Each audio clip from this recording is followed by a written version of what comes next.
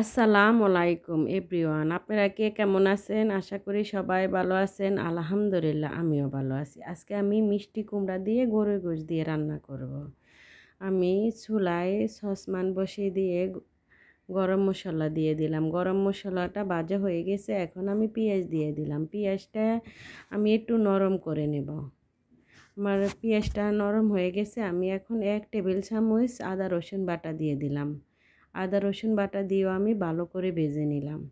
আমি এখন স্বাদ মতো লবণ, 1 চামচ হলুদের গুঁড়া, 1 চামচ মরিচের গুঁড়া, 1 চামচ জিরার গুঁড়া, 1 চামচ ধনিয়ার গুঁড়া, 1 চামচ গরম মশলার গুঁড়া দিয়ে আমি ভালো করে ভেজে নেওয়ার জন্য একটু পানি দিয়ে দিলাম।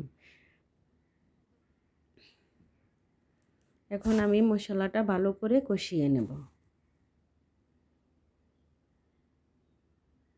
আমার মশলাটা কষানো হয়ে গেছে, এখন আমি গরুর গোশতটা ঢেলে দিলাম। দিয়ে আমি আধা ঘন্টার জন্য আস্তে করে চুলা দিয়ে ভালো করে গোশতটা সিদ্ধ করে নেব।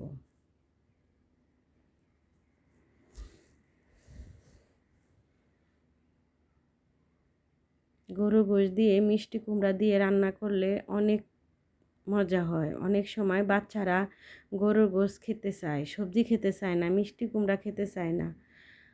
এভাবে গরুর গোশত দিয়ে মিষ্টি কুমড়া রান্না করে দিলে মিষ্টি কুমড়াও খাবে, গরুর গোশতও খাবে। আমার গোশতটা কষানো হয়ে গেছে, এখন আমি মিষ্টি কুমড়াটা সরিষার তেলে ভেজে নেব। আমার তেলটা গরম হয়ে গেছে, এখন আমি মিষ্টি কুমড়াটা দিয়ে দিলাম। এখন দিয়ে দিব লবণ হলুদ দিয়ে একটু হালকা লাল লাল করে ভেজে নেব।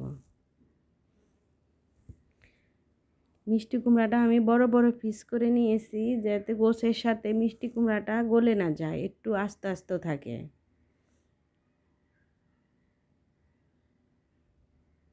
আমার মিষ্টি কুমড়াটা ভাজা হয়ে গেছে, এখন আমি গোশের সাথে দিয়ে দিলাম। গোশের সাথে দিয়ে আমি ভালো করে কষিয়ে নেব।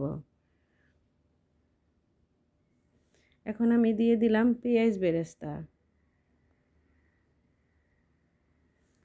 পেঁয়াজ বেরেস্তা দিয়ে আমি ভালো করে নাড়াচাড়া করে নিলাম। আমার ভিডিওটা আপনারা দেখা শুরুতেই একটা লাইক করবেন। আপনার কাছে একটাই অনুরোধ, একটা লাইক করে দিবেন। একটা আঙ্গুলে চাপ দিতে সময় লাগে না।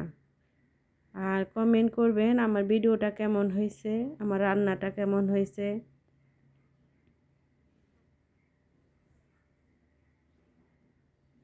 আমার তরকারিটা কষানো হয়ে গেছে, এখন আমি পরিমাণ মতো ঝোল দিয়ে দিলাম। ঝোল দিয়ে আমি এখন রান্না করে নেব ভালো করে।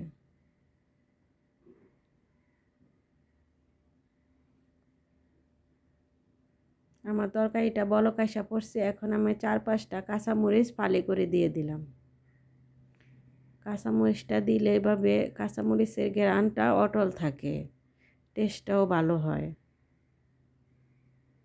এখন আমার তরকারিটা রান্না শেষ হয়েছে, আমি এখন ভাজা জিরার গুঁড়া দিয়ে দিলাম। আমার ভিডিওটা এখানে শেষ করলাম। আল্লাহ হাফেজ।